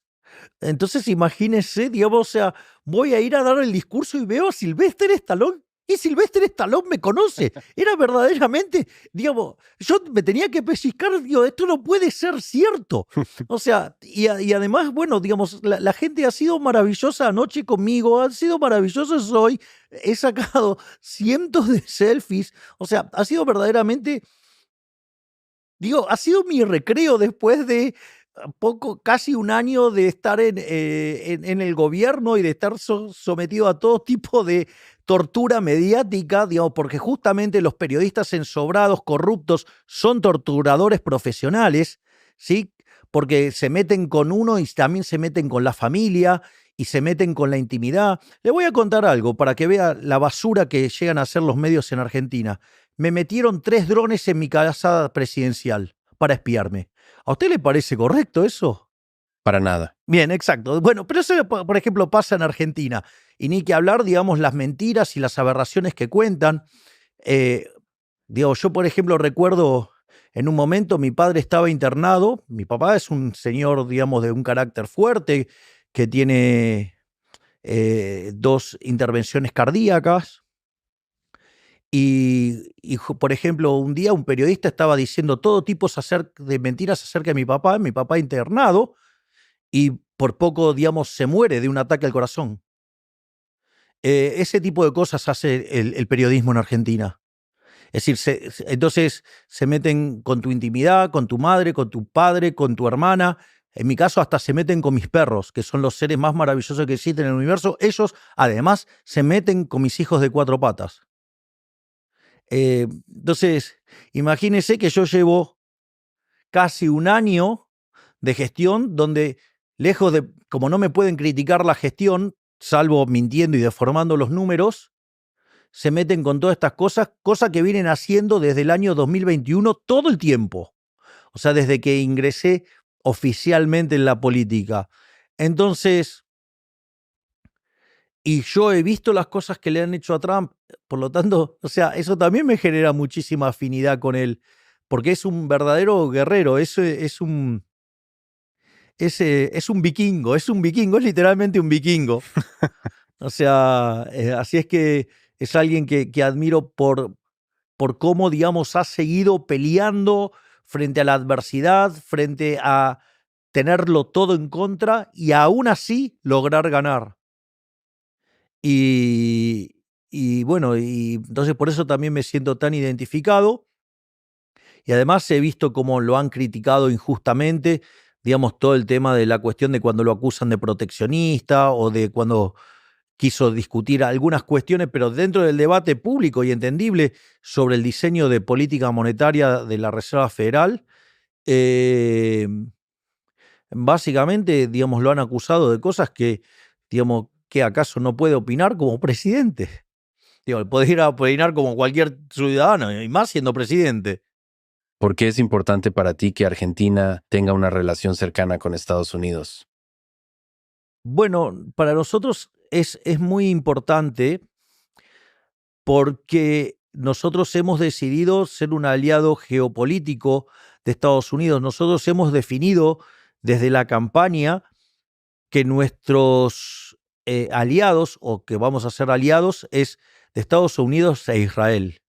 Digamos, porque básicamente representan las ideas de Occidente, representan el mundo libre, es decir, lo que hoy llamaríamos, digamos, la democracia liberal, digamos, enfrentado a los autócratas. Y en ese sentido, ese es el alineamiento geopolítico. Es más, fíjese, en nuestra campaña nosotros fuimos muy, pero muy, muy claros en 3 ejes. Uno en el económico, hablábamos de recortar el gasto público y yo aparecía con una motosierra, hablaba de la libertad económica, que tiene que ver con toda la desregulación, y hablaba de la competencia de moneda, y la gente, digamos, o sea, llevaba dólares, digamos, con lo cual, digamos, está claro que la política económica estaba clara, y no solo que estaba clara, sino que además lo estamos cumpliendo. Ese es el primer punto. El segundo punto era nuestra política de seguridad, era darle una batalla, digamos, frontal al crimen y a todo lo que tenía que ver con la inseguridad. Y de hecho en Argentina no hay más piquetes que decían que era imposible terminar con ello. No solo eso, hemos reforzado las fuerzas de seguridad y hemos reforzado nuestras fuerzas armadas, o sea, y estamos dando una dura lucha contra el narcotráfico y contra el narcoterrorismo. Por lo tanto, también estamos cumpliendo fuertemente con ello. Fíjese que esos dos puntos, que eran las necesidades las preocupaciones más grandes de los argentinos cuando nosotros asumimos, hoy están como en quinto y sexto lugar. Hoy los problemas, digamos, de los argentinos es la corrupción, digamos, si hay desempleo, si hay pobreza, pero no la inflación y no la inseguridad. Y no solo eso, sino que el tercer punto que yo declaré es que iba internacionalmente a estar alineado con Estados Unidos e Israel. Y fíjese, digamos, en los actos de campaña aparecían filas con banderas de Israel. Es decir, con lo cual está claro que nuestra política internacional siempre fue muy clara y, y básicamente, digo, lo planteo en mis discursos cuando hablo de los valores de Occidente y la hazaña civilizatoria de Occidente. De hecho, ayer y en el discurso de hoy de la mañana fui también mucho más preciso, haciendo referencia cuando los distintos pueblos griegos se juntan para enfrentar a los persas. Es decir, digo, parece que de aquel momento de 500 años antes de Cristo hasta hoy, digamos, esa disputa sigue, ¿no? Eh, pero bueno, entonces, y además, con la apuesta de que Estados Unidos vuelva a ser el líder de Occidente, que viniera alguien que hiciera a América nuevamente grande. Y eso, digamos, en ese proceso, ser un aliado comercial, además es una gran idea. Entonces nosotros queremos avanzar y profundizar nuestros vínculos comerciales y nuestros vínculos también en términos de inversiones y, digamos, y también, digamos, buscamos ser una aliado, digamos, parte de la OTAN. ¿Tú crees que todavía es posible? Una de las ideas radicales que tuviste mientras te postulabas para presidente era dolarizar la economía argentina. ¿Crees que aún es una buena idea? ¿Sigues pensando en eso? A ver, vamos por partes. Digamos, si usted revisa todas mis declaraciones, yo hablo de competencia de monedas. No hablo estrictamente de dolarización. Hablo de competencia de monedas y de eliminar el Banco Central. Si después la gente decide abrazar el dólar, es un problema de la gente. En el fondo, lo que digamos, termina ocurriendo en el modelo que yo propongo es una canasta de monedas acorde a las necesidades de los individuos. Pero no voy a esquivar la discusión. Es más, hoy hay competencia de monedas. Si usted, digamos, hoy en Argentina quiere hacer transacciones en cualquier moneda, lo puede hacer. Y está permitido. Es decir, hay competencia de monedas. Lo otro que nosotros hablamos es el concepto de, supongamos que estuviéramos hablando de dolarización, hablamos de dolarización endógena. El primer punto es que usted tiene que sanear el Banco Central. Nosotros tuvimos que enfrentar el problema de la CIRA, digamos, la deuda comercial del Central de 50.000 millones de dólares. Todavía tenemos pendiente resolver el problema de los dividendos por 10.000 millones de dólares. Y en el medio hicimos un write-off y una limpieza en el balance del Banco Central por 45.000 millones de dólares. Es decir, usted no puede cerrar el Banco Central si está quebrado, porque en realidad usted necesita rescatar toda esa deuda del Banco Central, que es la emisión monetaria y los pasivos remunerados. Terminamos con los pasivos remunerados, nos queda la base monetaria. Por lo tanto, hoy tenemos un régimen donde la cantidad de dinero está fija, la base monetaria amplia no crece, y en la medida que la demanda de dinero crece, como pueden utilizar los dólares, no necesitan ir y vender los dólares y hacer que el peso se aprecie, sino que pueden hacer las transacciones en dólares. Y eso va a hacer que en la medida que la economía crezca, usted va a tener una mayor proporción de dólares respecto a peso. Y en un momento la cantidad de peso respecto a los dólares va a ser tan grande relativamente que cerrar el Banco Central va a ser una cuestión de un chasquido de dedos. Es decir, con lo cual esto está funcionando. Ahora yo le digo, si usted agarra y me da el dinero ya en este momento, voy y lo dolarizo. Sí, no tengo ningún problema. Si usted ahora, por ejemplo, yo tenía una propuesta para hacerlo y hubiera funcionado porque los bonos, digamos, el mayor acreedor del Tesoro Nacional es el Banco Central.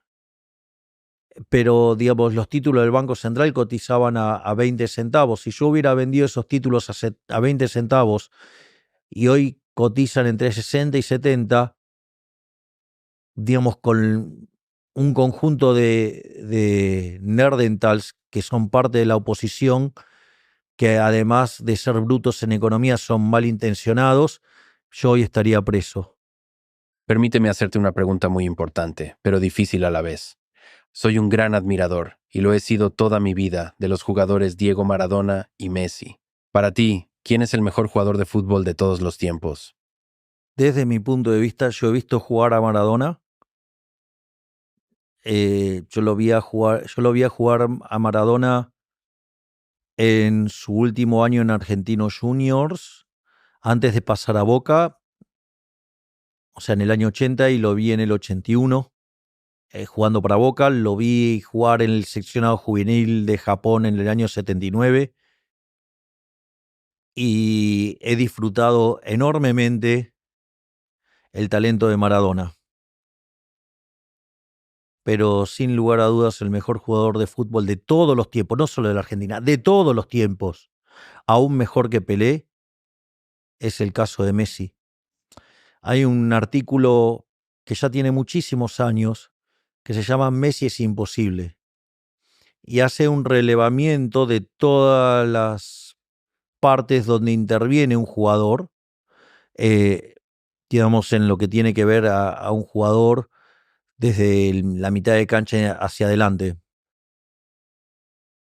Y lo más increíble es que Messi es el mejor en todas las facetas del juego. Usted puede ser el mejor en una o en dos facetas. Ejemplo, Cristiano Ronaldo era muy bueno en dos facetas del juego, que casi estaba al nivel de Messi, pero en el resto de las facetas no participaba. Sin embargo, Messi es el mejor en todas las facetas del juego, digo, en aquel momento, ¿no? Hoy ya es un jugador, digamos, que está muy maduro, y no sé si, digamos, estos registros hoy los mantiene, pero la realidad es que nunca en mi vida vi un jugador como Messi. No he visto nunca nada igual.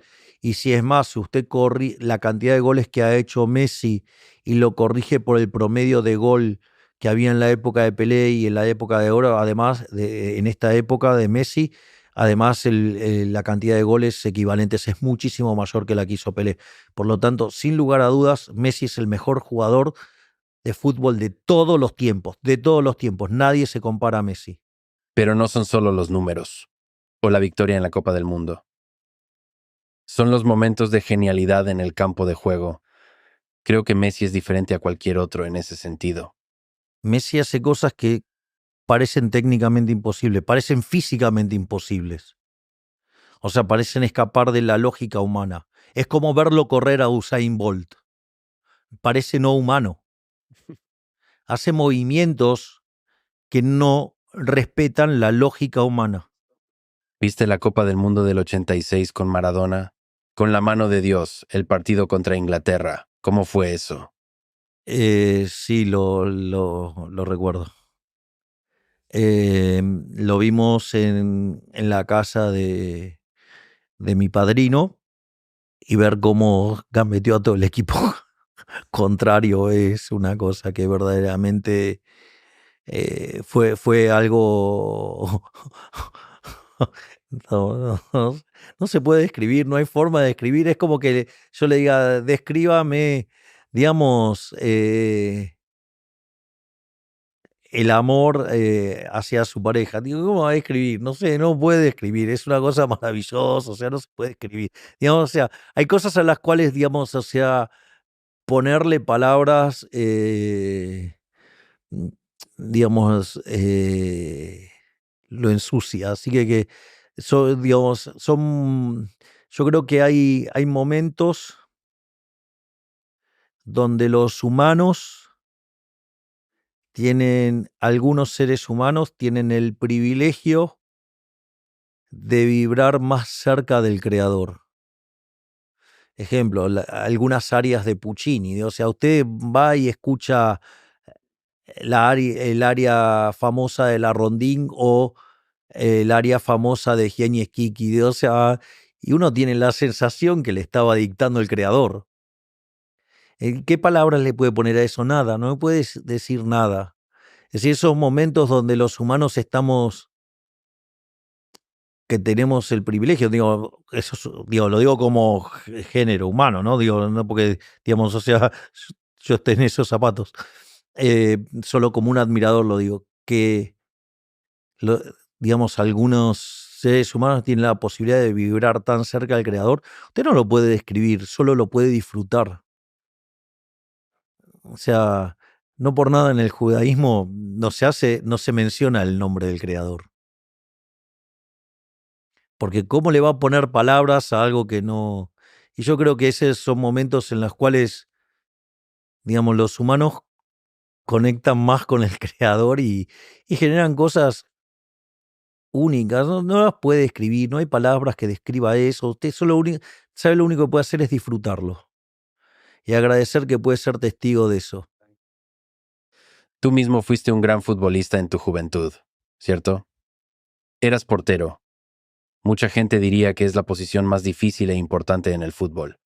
Tal vez podrías hablar sobre esa experiencia y en general, ¿qué es más difícil, ser portero o presidente?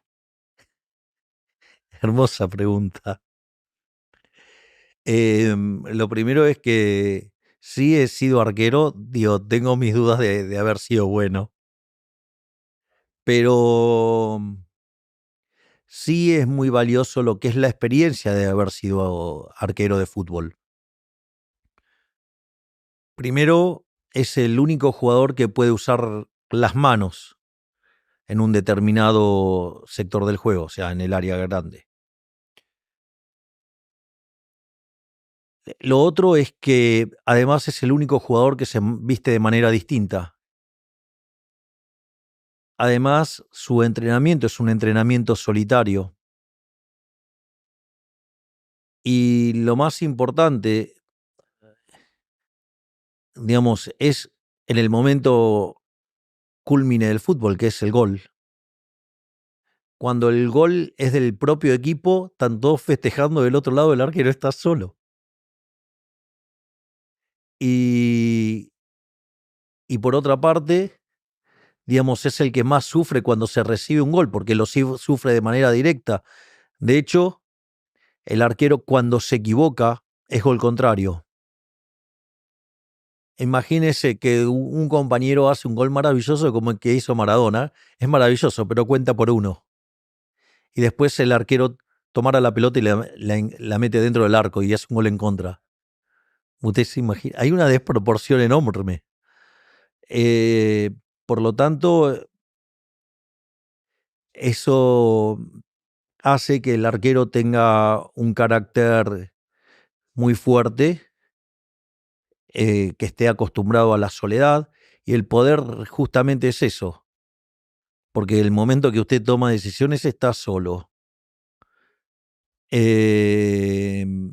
Y no solo eso, sino que además, cuando usted tiene una responsabilidad como la de un presidente, cuando usted toma una decisión, está afectando a millones de seres humanos.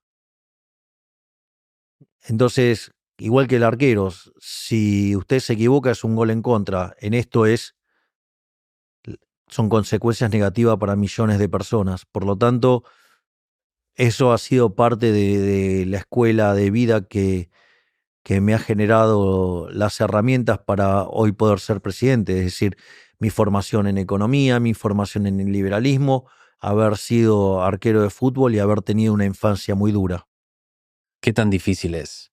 ¿Cuál ha sido el costo personal de llevar la esperanza de una nación sobre tus hombros?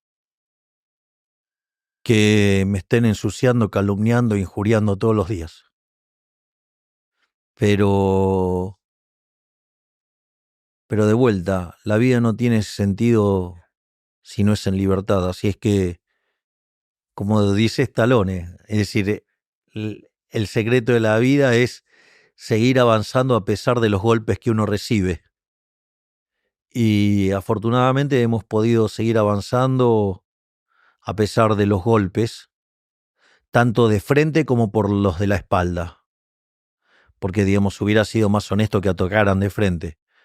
Pero, digamos, en Argentina, digamos, la política y los medios de comunicación les encanta atacar por la espalda. ¿Qué papel ha desempeñado Dios a lo largo de tu vida? ¿Y quién es Dios para ti? Bueno, la fe ha sido un elemento, le diría que fundamental. En especial en el último tiempo en los cuales me he involucrando activamente con las enseñanzas del judaísmo, con el estudio de la Torá. Eso me ha dado digamos, un background enorme para poder enfrentar las adversidades que he tenido que ir superando en estos últimos años. Y respecto a quién es Dios, Dios es el creador. Yo lo llamo el uno. Para ti, ¿cuál es una mejor guía para la humanidad? ¿La mano invisible del mercado o la mano de Dios? Es que están en perfecta sintonía. Muy bien. De nuevo, volviendo a tu juventud, eras el cantante principal de una banda de rock. Para ti, ¿quién es la mejor estrella de rock de la historia? A mí, desde mi punto de vista, el cantante de rock más impresionante de la historia de la humanidad, sin lugar a dudas, fue Elvis Presley. Y mi banda favorita son los Rolling Stones. Por lo tanto, también tengo una profunda admiración por Mick Jagger y sigo teniendo el sueño de poder conocerlo en persona. ¿Qué tan divertido sería tocar? Junto con los Rolling Stones. Es un sueño muy grande. No me haga ilusionar, porque yo me pongo metas y después voy y las cumplo. Bueno, soy muy amigo de la banda que abre para los Stones, así que me encantaría ver que esto suceda. Ah, bueno, digamos, o sea, o podemos mirar el recital desde el escenario. Es decir, no puedo seguir estropeando la música de los Rolling Stones. Ya tuve una banda tributo y bastante daño le hice a su música. ¿Cuánto de tus raíces de estrella de rock definen tu enfoque hacia la política, hacia la vida? ¿Te ves a ti mismo como una especie de showman en parte? Absolutamente, absolutamente. Mi idea es que cuando usted va a uno de nuestros actos, sea como ir a un recital de los Rolling Stones. De hecho, en una de mis más recientes presentaciones en el Luna Park, hasta me di el gusto de cantar ante 10.000 personas. Está en YouTube. No en YouTube, está en mi Instagram. Digamos, he cantado una canción que se llama Panic Show y la canción arranca diciendo: Hola a todos, yo soy el león. Tu intensidad y pasión te han ganado el apodo del loco, de Madman. ¿Crees que es necesario tener algo de locura para poder desafiar al poderoso sistema? Bueno, quizás es un problema de definición. Puede ser que todos los demás estén locos en, en vivir de una manera contraria a las ideas de la libertad, y entonces el cuerdo que quiere arreglar eso, digamos, sea considerado un loco. Igual no me molesta el apodo, de hecho hasta lo disfruto, digamos, o sea, me dicen loco desde que tengo 10 años, así es que, digamos, no he sido, digamos, algo que me haya molestado particularmente, digamos, porque es un apodo que digamos, lo han usado durante muchos años, pero la realidad es que mire, si yo le planteo el caso de San Martín cuando dijo que iba a cruzar los Andes para liberar digamos, no solo a Argentina, sino a Chile y a Perú, decían que estaba loco. Si usted hubiera hablado con Miguel Ángel, digamos, lo hubieran tratado de loco. Digamos, si usted hubiera, no sé, cientos de personas que han cambiado el mundo, Seguramente hubieran creído que Einstein estaba loco y así podemos hacer una lista enorme. Entonces, el punto es, ¿sabe cuál es la diferencia entre un loco y un genio? El éxito. Déjame preguntarte sobre el mercado. Es muy interesante. Desde tu perspectiva del mundo, ¿qué tan poderoso es el mercado para determinar lo que es mejor para la sociedad? ¿Y por qué crees que el mercado funciona tan bien como una guía para la humanidad? Lo primero es que hay que entender qué es el mercado. El mercado es un proceso de cooperación social donde se intercambian voluntariamente derechos de propiedad, donde se respeta la propiedad privada, que es lo que guía el- el mecanismo de asignación de recursos. De hecho, justamente el socialismo, y eso es lo que prueba Mises en su libro Socialismo, que cuando usted elimina la propiedad privada no hay sistema de precios y por ende, los recursos andan a la deriva. ¿A usted le parece que es lo mismo hacer una ruta de asfalto o de oro? ¿Por qué no la hace de oro? Bueno, porque justamente usted tiene una idea del cálculo económico, o sea, tiene una idea de precios en la cabeza, por ende, en ese contexto, si usted no tiene propiedad privada, no tiene precios y por ende el capitalismo de libre empresa, es el mejor mecanismo que haya desarrollado el ser humano para la asignación de recursos. Además, eso también implica que los mercados sean libres, es decir, libres de intervención estatal, porque cuando usted mete al Estado lo que genera es interferencia. Además, los mercados tienen que permitir la libre entrada y salida, es decir, lo que se llama la competencia, pero es mejor entender la competencia en el sentido de Israel Kirchner, uno de los más grandes exponentes de la escuela austríaca, o en el formato neoclásico como lo entendía William Baumol, que era el concepto de libre entrada y salida en los mercados disputables o contestable markets.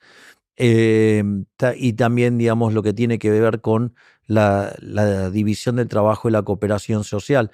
Es decir, lo más maravilloso en el capitalismo es que usted solamente puede ser exitoso sirviendo al prójimo con bienes de mejor calidad o mejor precio. Si usted es exitoso en el capitalismo del libre mercado, usted es un héroe, usted es un benefactor social, es una máquina de prosperidad.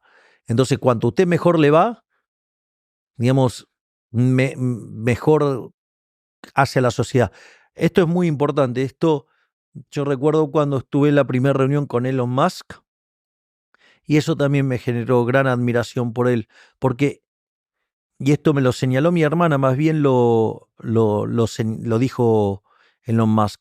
Él dijo que él se levantaba todos los días pensando en qué problema podía arreglarle a la humanidad. Es maravilloso. Claro, ¿cuál es la contraparte de eso? Ser exitoso.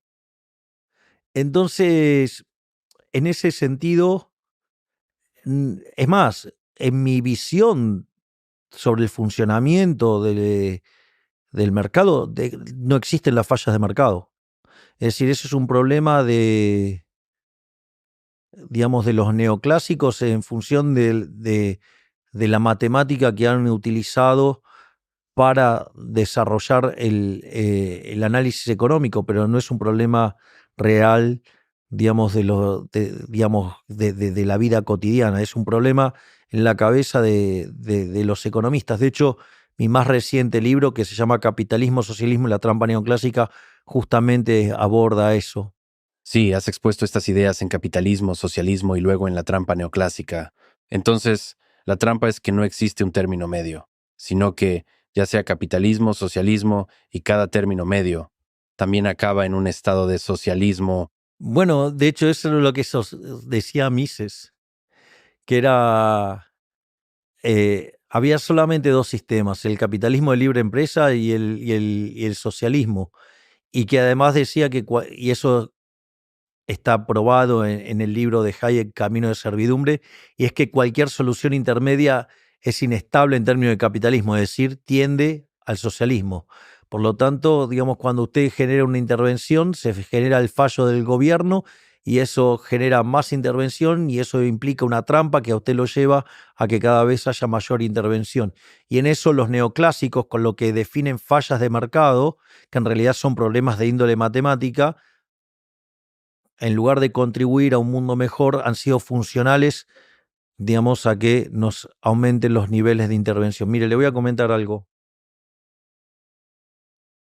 Eh, yo hay un economista, digamos, como presidente del Consejo de Asesores del Presidente, el doctor Demian Reidel, que ha estudiado aquí en la Universidad de Harvard, ha hecho su PhD, fue tutoriado por Kenneth Rogoff y el propio Rogoff reconoce en el doctor Reidel su mejor alumno.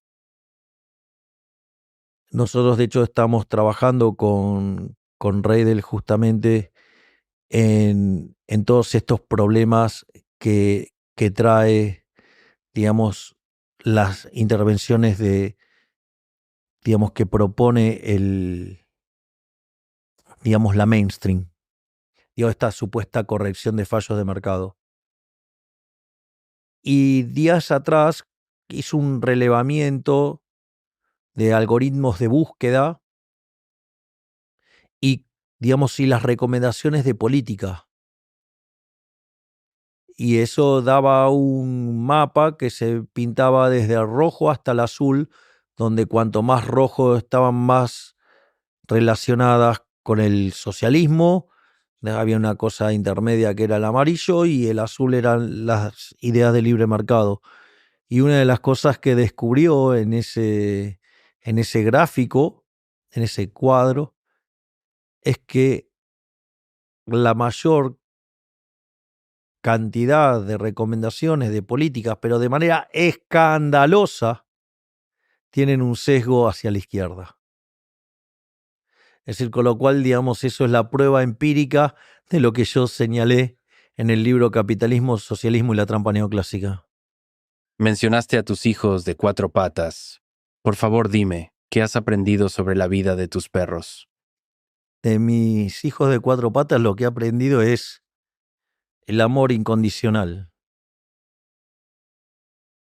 De hecho, mi nombre en hebreo es amigo fiel. Y en el horóscopo chino soy perro. Y si hay algo que me caracteriza es la lealtad, ser íntegro. Y esas virtudes usted las puede encontrar en esos seres maravillosos que son los perros, que aman de manera incondicional. De hecho, ellos son superiores espiritualmente respecto en mi caso, porque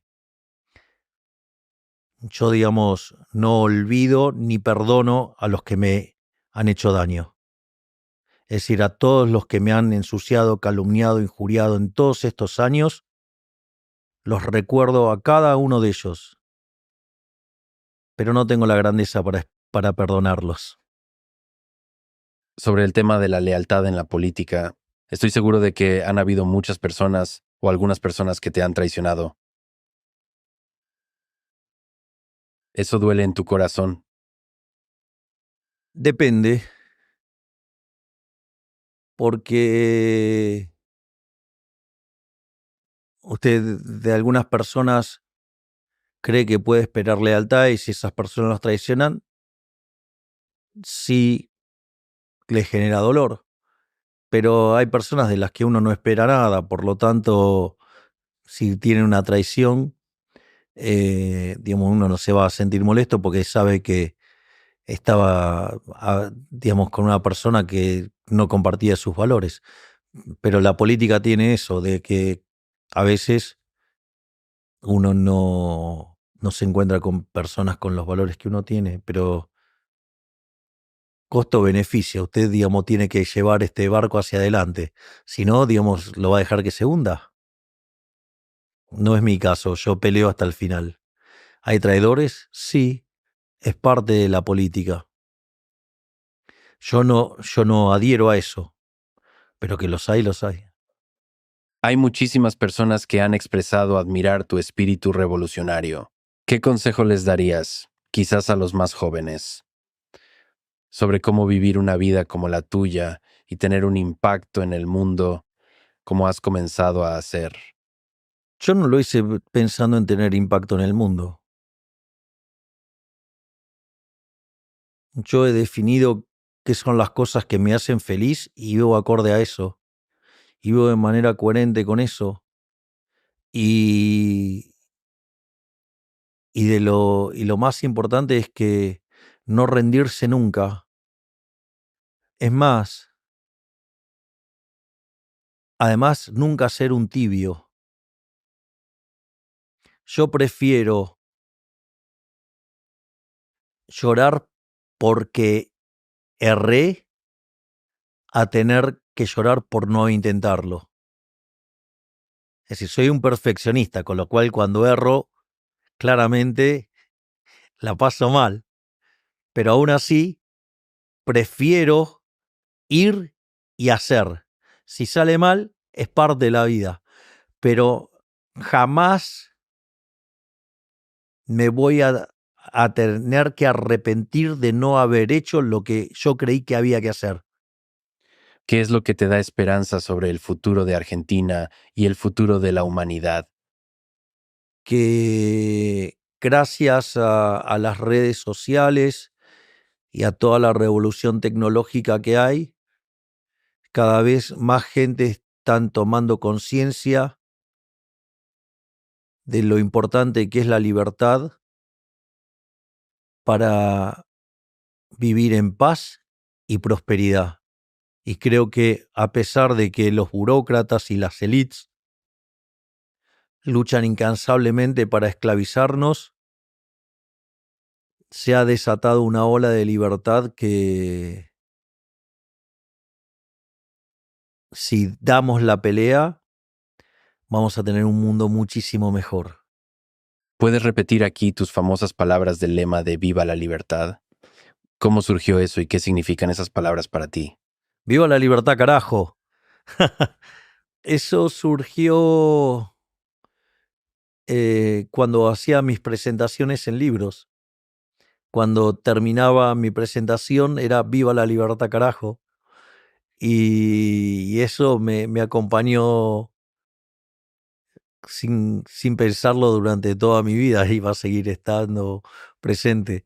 De hecho, hoy mis presentaciones, todos mis discursos terminan: que Dios bendiga a los argentinos, que las fuerzas del cielo nos acompañen, viva la libertad, carajo. La primera refleja que yo creo en Dios fervientemente y que tengo un profundo agradecimiento hacia el Creador por las maravillas con las cuales soy bendecido día a día. La segunda tiene que ver con el libro de Macabeos 3:19, que dice que la victoria en la batalla no depende de la cantidad de soldados, sino de las fuerzas que vienen del cielo, que tiene que ver con el triunfo del pueblo judío, los macabeos, en contra de los griegos y recuperar el templo. Y la última es mi grito de guerra.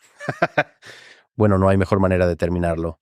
Gracias por ser un guerrero que lucha por la libertad. Y gracias por venir a charlar hoy. Le agradezco enormemente su entrevista. Gracias además por ser tan educado, porque muchas veces los entrevistadores no lo son. Tuvo ventanas para poder ser sucio y no lo fue. Y eso yo lo reconozco y lo valoro. Y se lo agradezco. Gracias.